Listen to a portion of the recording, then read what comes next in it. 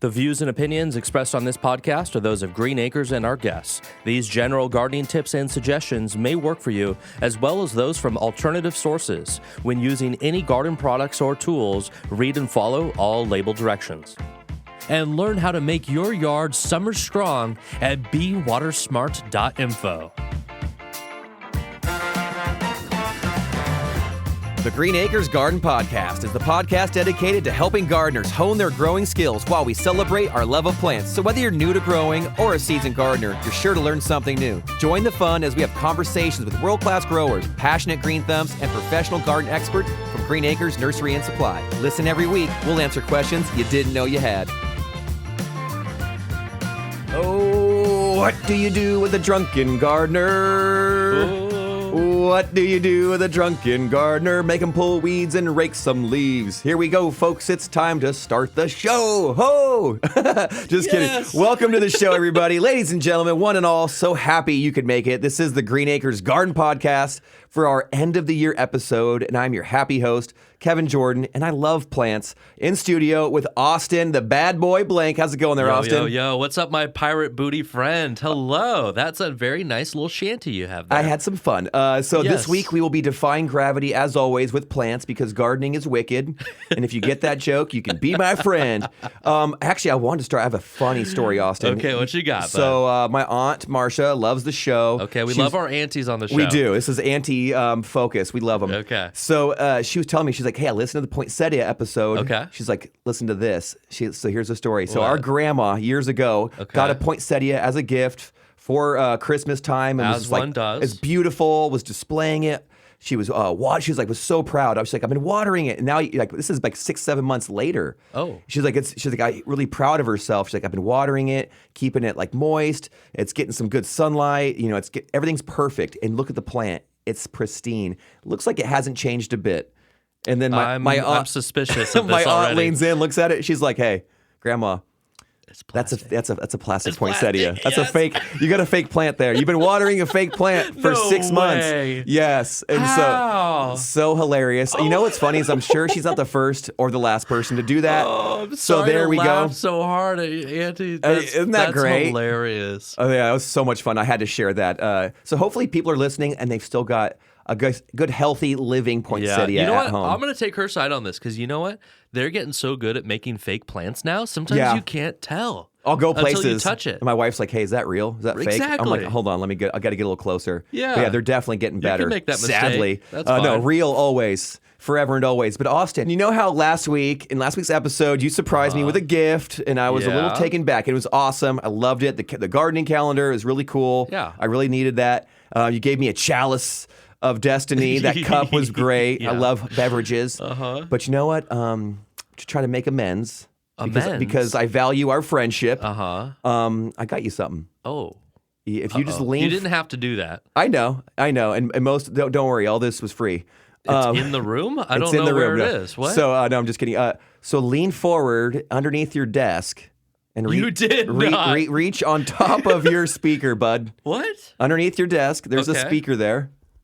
Can you reach in there and yeah, I grab see that? it. There's something there. What is that, bud? There's an envelope. Oh yeah. It says to Austin. Be careful.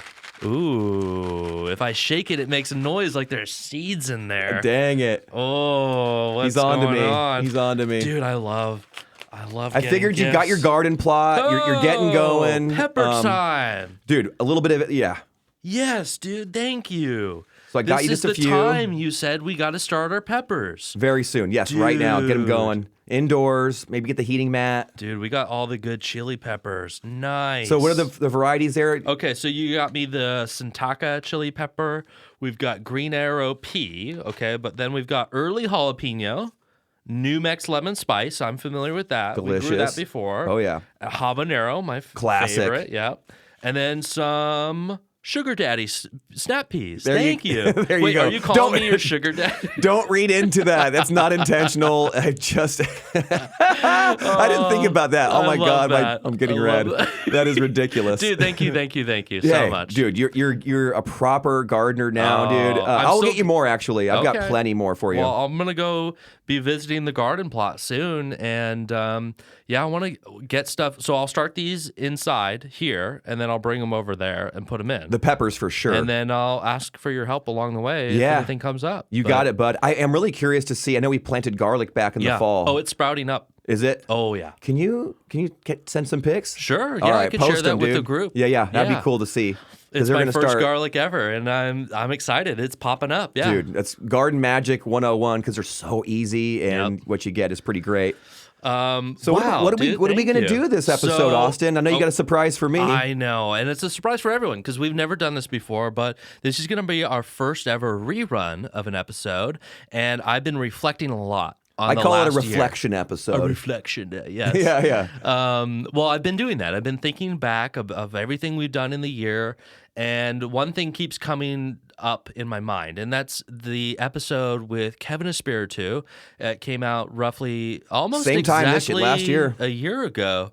And it was just really inspiring to me. And I just really wanted to maybe throw it back in the mix in case anybody missed it. It's a really good one. It's an epic episode. It's literally epic. Wink, yeah. wink. If Yeah. you don't know Epic Gardening, Kevin Espiritu is the header of that. And he's also the owner of this company that... Yes, actually, all those so- seeds are from him in a way. These are botanical interests, and he runs Botanical Interests now. And we love that seed company. We do. And, we do. Sad but true. We love it. I thought it'd Guilty be as charged. fun to just go back and check out, one of my favorite episodes. And I open this up to you too, Kevin. If there's ever anything back you want to revisit and you Good want to to say know. like, hey guys, in case you missed it, because we've been doing this for a while now and there's stuff back in the backlog maybe people have missed, we can bring back to the front, right? Well, this is really cool because in this episode, we got to meet somebody who I think fits a very special need in the garden community. And you'll hear it in the episode, but what's kind of cool is he didn't grow up gardening and loving plants initially. He wasn't a huge gardener grower, and he kind of fell into it a little bit later in life. And then now it's become this infatuation, a business, a passion, and so much more. He's got a crew of people and several businesses that kind of orbit around him. I really love that part. There's He's surrounded himself with like really cool garden people. He's like a garden entrepreneur.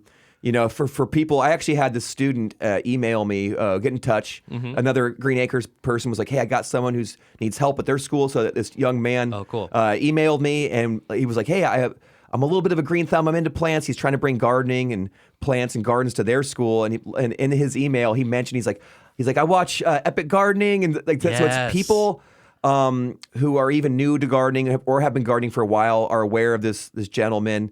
And I'm passionate about our episode, and so it's really cool to kind of rehash it because it's something that I think is good for everybody. You not only get to learn from his perspective, but you get to learn that, hey, someone who's kind of fell in love with plants on their own time has made an amazing kind of made their own universe in a way around it. True. The and Epic it's Gardening altered the universe. course of their life and probably the people in his orbit. Absolutely.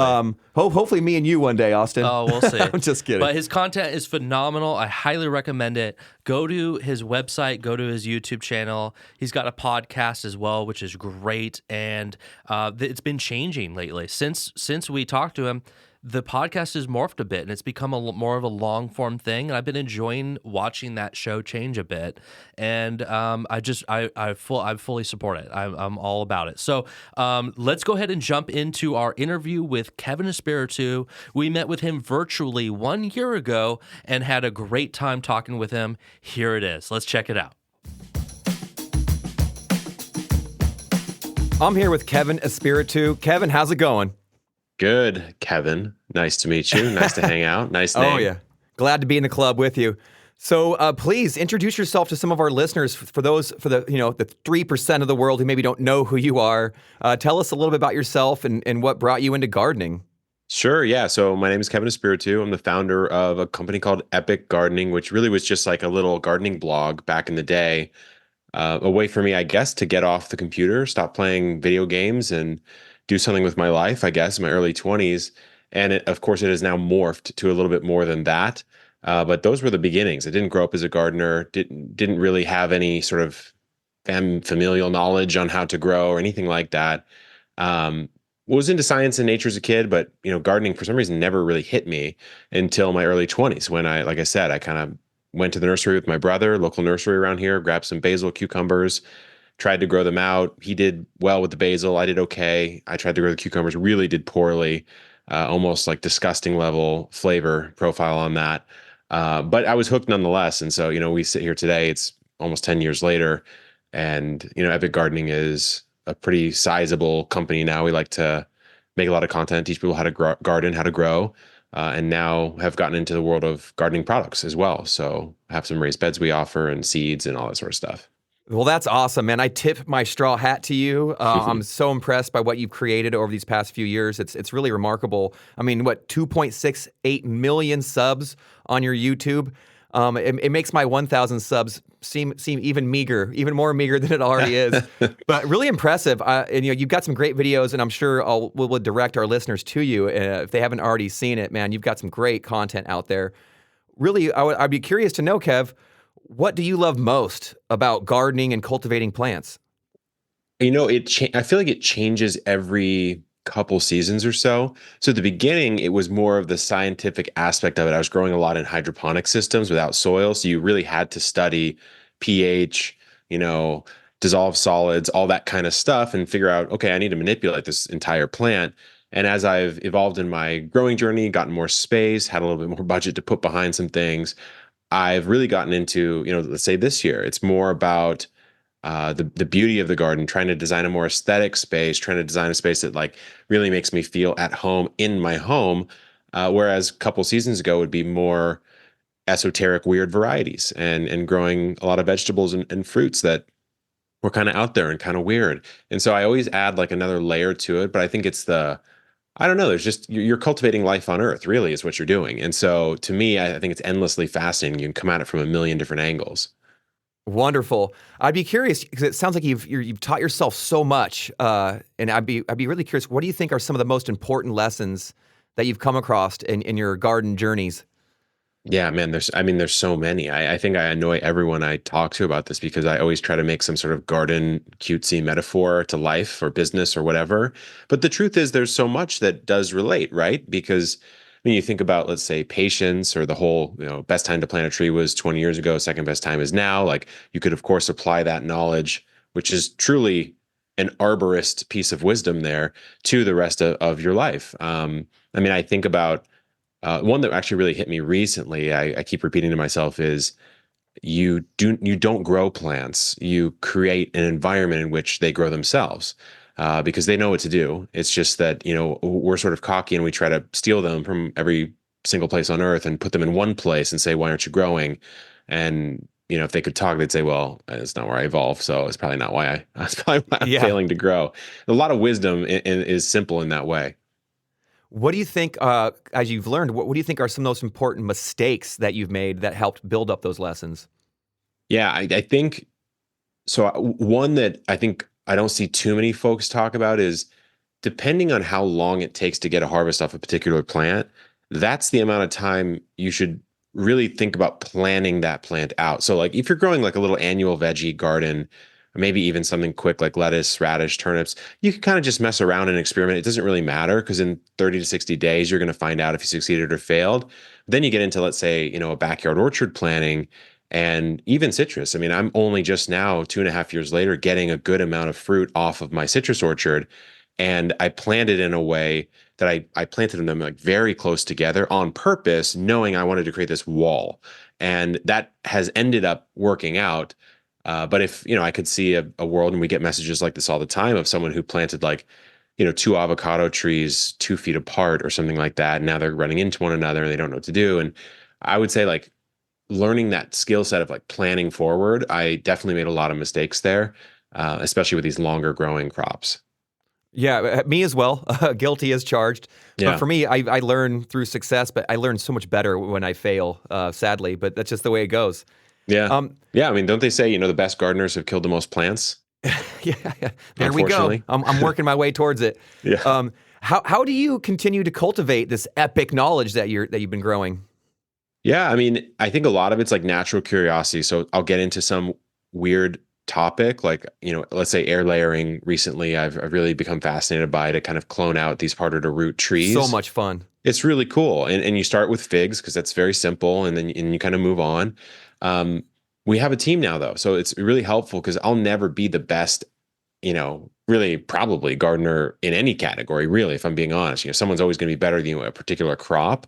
But, someone on our team is now a really talented dahlia grower. And I'm never really going to get to her level, but I can sort of mentor under her and ask her all sorts of different questions.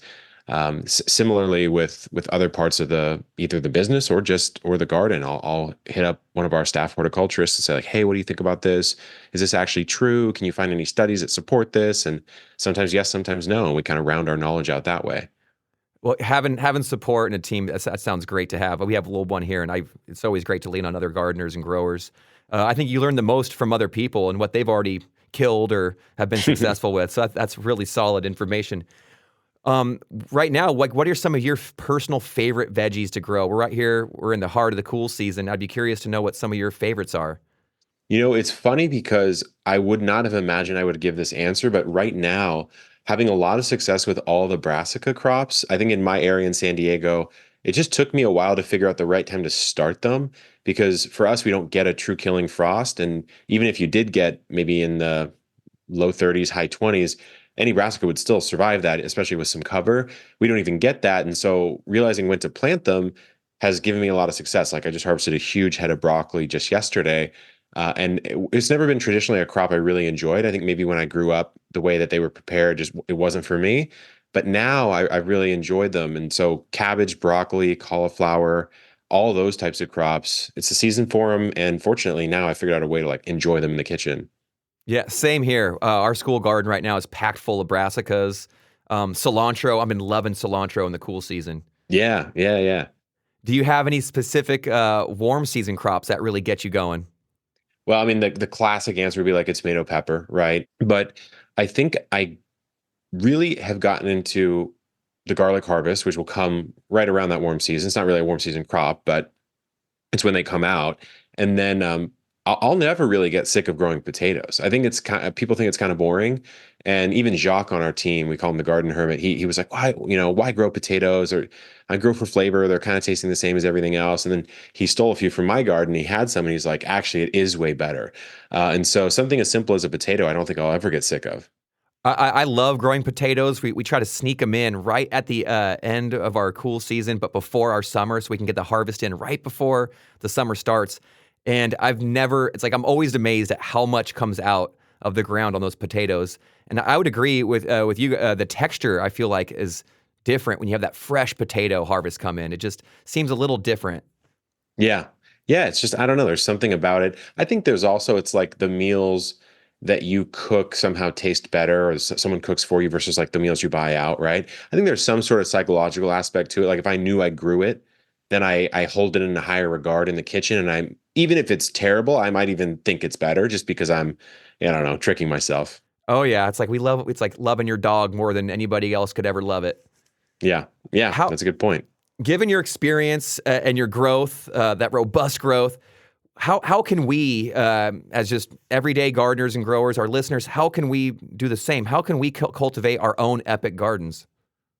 I would say like follow the thing you're most interested in, and maybe don't listen to what someone like me even says sometimes. Like if I get hyped on a certain thing, right? Or another creator or another person who you might look up to, obviously take people's advice and perspectives. But if you really are jazzed about a particular plant or a particular style of gardening or whatever, like just go all in on it, because there's so many different ways to approach this. And to me, like the staying power of growing season after season, like you need to get 2 or 3 under your belt before you even really feel like you know what the hell you're doing in the first place. That's my opinion. And so whatever gets you like that momentum to keep going, I would be in full support of. Right on. When it comes to soil building, what are you doing in your garden to improve that soil? I mean, in our podcast, I think it comes up almost every single week, nearly no matter what the topic is. We always bring up just soil fertility, soil health, and how we can just make it more robust. What are you doing in your own garden to make that happen? Yeah, I think we bought in a good amount of compost at the start of the journey, and we did a lot of heavy sort of ramio mulch or like arborist wood chip style mulching, and I think that put some of the unplanted areas kind of in like a nice stasis, like slowly building soil over time. Because I knew I wasn't going to plant in those for a couple years. But besides that, now the compost machine, like the on-site compost machine, is starting to go, which is great because I'd rather not have to buy it in. So applying a lot of that. I mean, keeping the soil covered. Generally, I like to grow a cover crop every so often, and sometimes I won't chop and drop it necessarily all in the same space. Sometimes I'll like chop, shred, and like even move that around to other areas. But I don't do a whole lot these days with any of the more fancy, I guess, techniques. And I will do some, liquid or granular fertilizer for particular crops. Like I might pump my tomatoes up a little bit if I really want to. Sometimes I don't. Sometimes I do. Well, I'd be curious. What is your favorite tomato? Man, I mean, that's one of those things where like I really struggle with favorites because I really do because every year I find some random thing. Like a couple years ago it was Beauty King was one of my favorites, which I don't know if it's that popular of one. I got obsessed with the mortgage lifter just for the story of it. It was Radiator fascinating. Charlie? What's that? Is that I've heard it named sometimes Radiator Charlie's mortgage lifter or whatever. Right. Yeah, That- I mean, what a beautiful story that is.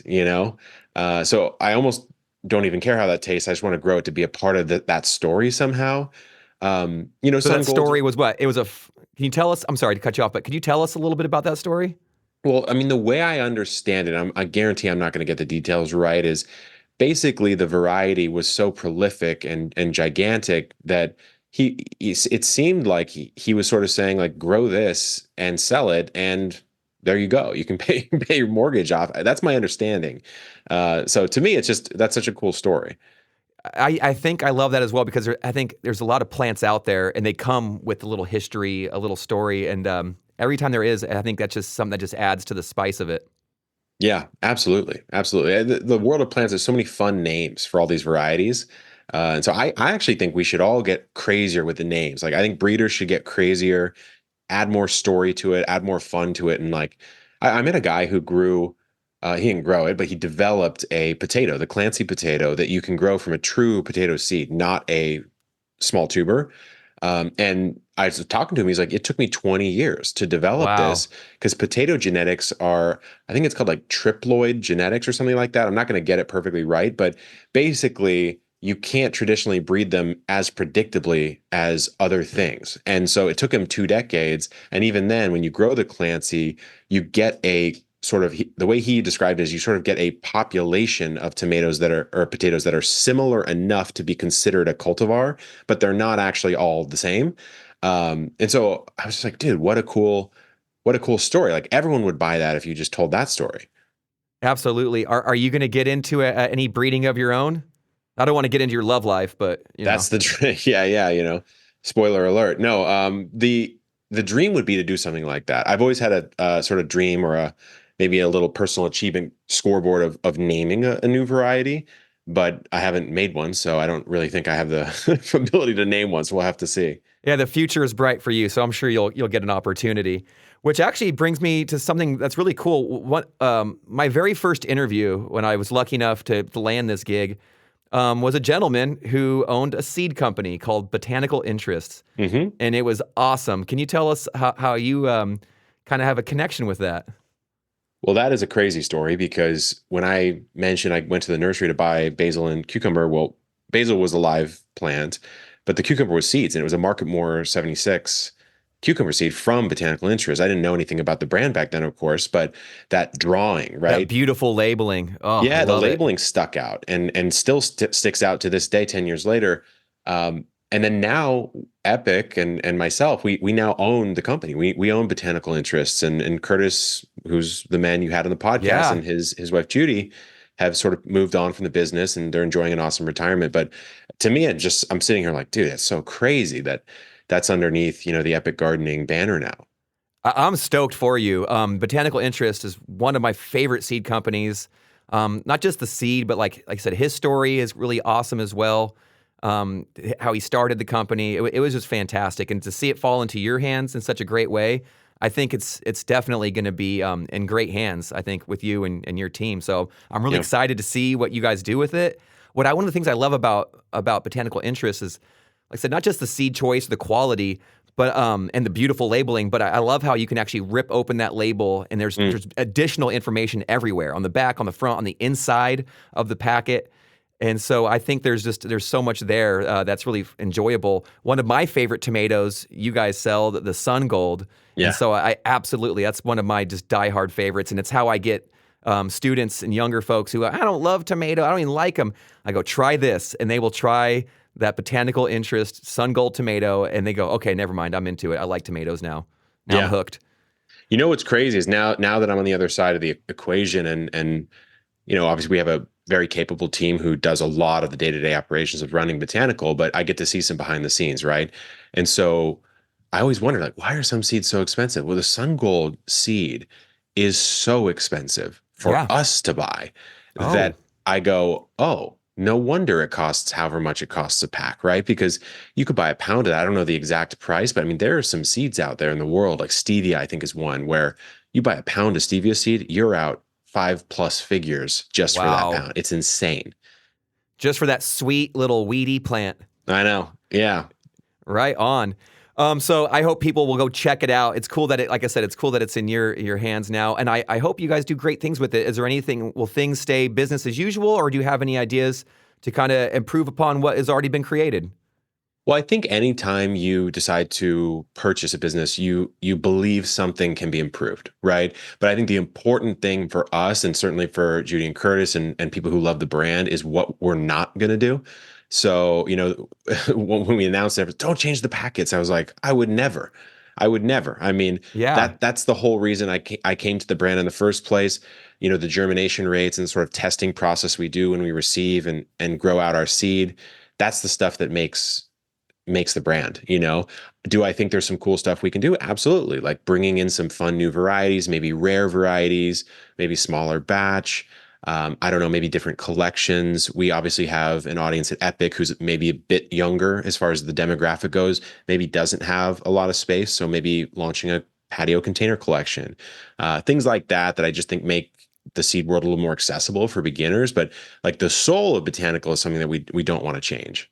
Fantastic. Well, I personally love growing from seed.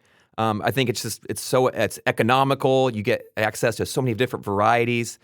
Could you give us a little advice for maybe a first time or a novice gardener or grower on just maybe some germination of how to properly germinate those seeds to ensure some success?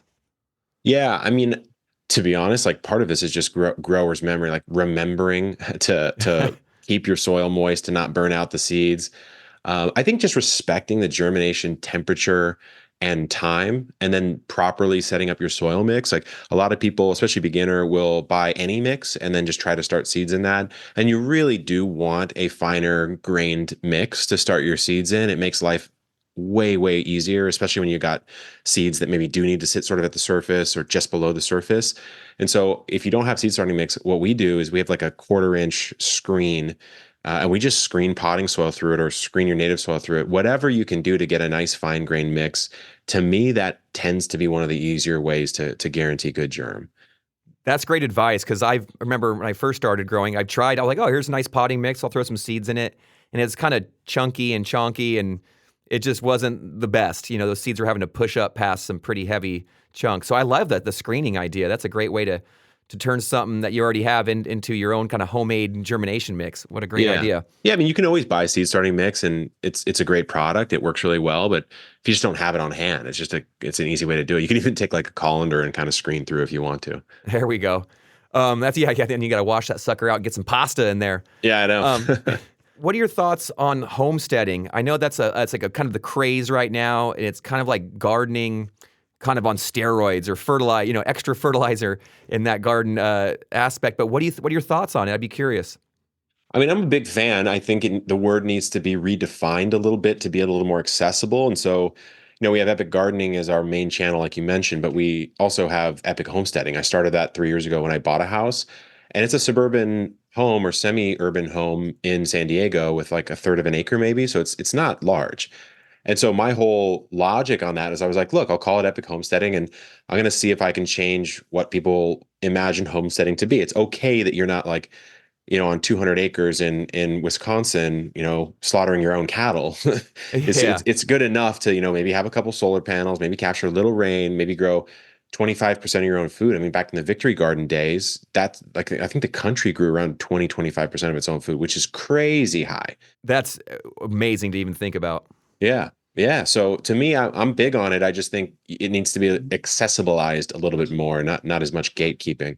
So, Kevin, a lot of our listeners and gardeners at home, they have pretty limited space, but they want to grow as much as they can. And so there's the technique and the practice of square foot gardening. Have you grown that with that technique at all? And what's your connection with that? Yeah, that's a wild story because, when I mentioned that I was kind of playing a lot of video games, trying to get off the computer, and I was designing websites back in the day, way back in the day, and I responded to an ad on Craigslist for something called the Square Foot Gardening Foundation. I didn't know what it was, wasn't a gardener at the time. I met Mel Bartholomew, who I later found out was the author of Square Foot Gardening, which is the best-selling gardening book of all time. Like 2 million plus copies, maybe 3 million now. I'm not He's even a legend, sure. for sure. Yeah, he's a legend. He's a legend. And turns out he was living in San Diego. And so I go over to his condo, and we worked together for 6 months on building his website out, sharing his thoughts on the blog, that sort of thing, like kind of online marketing of the Square Foot Gardening vision. And I learned a lot actually from him, not only on the method, of course, but how he communicated it to others, how he popularized it. And so I have a huge affinity for Square Foot Gardening, because without that, who knows where it would be today. Very cool. Very cool.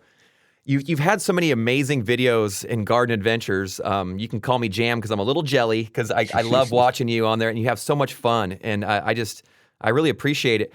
Can you fill us in a little bit on what are some of your most favorite garden adventures that you've been on?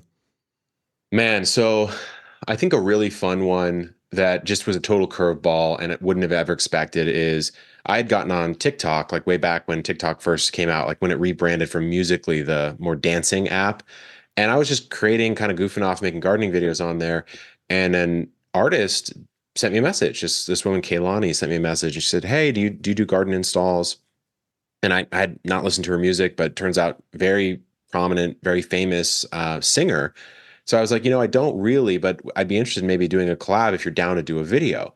And at the time, Jacques, who's on our team, he has his own YouTube channel. He helps out a lot around the homestead and the He's garden. great. He had just decided to leave his PhD in geology to join Epic full time.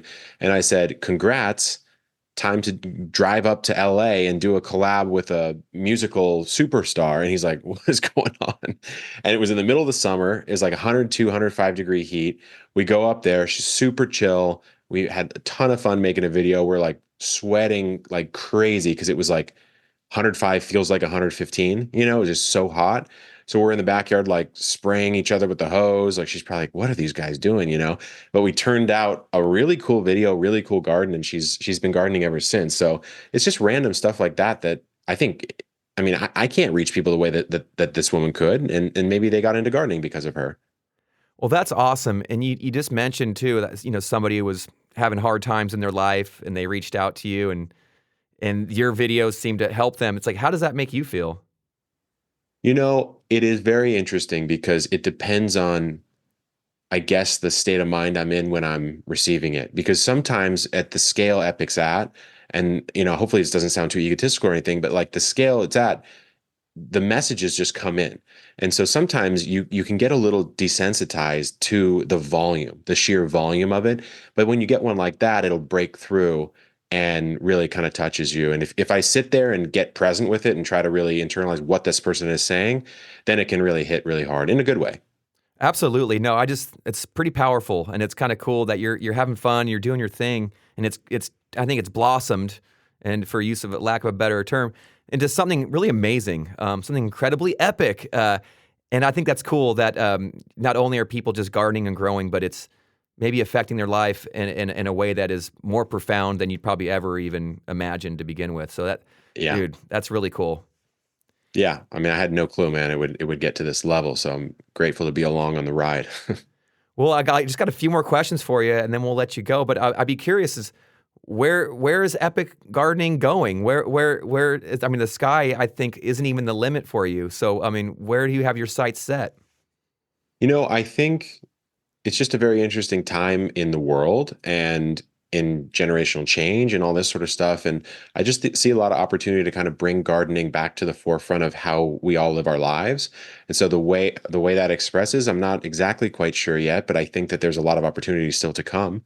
And I think a lot of products, let's say, when we get into more to the business side of things, like a lot of products in the gardening space, I think were designed for a time when people didn't really care about being as wasteful as they wanted to be. And I think there's a lot of opportunity to develop better products and offer them at competitive, great prices to customers through our nursery partners. Like we have so many with Botanical that we're really grateful for. And so that side of things, but then also bringing on more people like Jacques or, someone else. Like, why shouldn't someone be talking about how to grow bonsai trees? Like, that's cool. Maybe that's a path that someone could take into gardening. And so where's the bonsai guy or the bonsai girl that could help create some cool content with us? So I think there's just a ton of opportunity on both sides. All right. Well, let me know if you're ever hiring, bud. I will leave Sacramento in a heartbeat. I've been up there a bunch. It's a nice town, but if you want to come down. No, well, my wife is from San Diego, and we love it. We love it down there, and I love it up here as well. But you're down there in a great spot. What zone are you gardening in? So we're in 10B, and even with the zone change, we're still in 10B. There you go. All right. Well, it seems like you can grow quite a bit in that location. Yeah. I mean, I think, like I said, like the counterintuitive thing about us is everyone's like, oh, you can grow anything. True, but then the timing you have to master. Like the brassicas, I have to plant basically now and grow them through winter. Otherwise, they won't grow. And so it's possible I can pull that off, but it's just a timing thing. There you go. Well, man, I just want to thank you so much. If there's anything else you want to leave our listeners with, the mic is yours. I mean, I would say if you're listening and you really haven't dived into the craft yet, head on down to the nursery, buy some stuff, buy some plants, buy whatever interests you and throw it in the ground and see what happens. And who knows, it might change your whole life because look at me. There we go. Yeah, you're proof. The proof is in the pudding, man. Well, this Kevin Espiritu, I want to thank you so much for carving off some time for us. It's been an epic conversation, and I would request all of our listeners and encourage them to check you out. I mean, if they type in Epic G into YouTube, you're gonna come up so darn fast. There we go. It's really cool. So I'd encourage them to go check you out, and hopefully we can just keep adding to that journey, man. I think because I think the more you go, the more folks are going to come along with you, and you're the Pied Piper in a way, but it's in such a great way. And I think as more of us learn to grow, and not just learn how to grow, but learn to love it and incorporate into our lives, I think it's something that's just truly profound. And we need more people like you, bud. Hey, man, I appreciate that. I really do. So thank you so much. All right, everyone, that's it for this week. I hope you enjoyed the Flashback with Kevin Espiritu. And Happy New Year to all of our listeners. Happy 2025. I wish you all the best of luck in your gardening adventures this year. Come back next week for more garden fun. See you guys. Bye.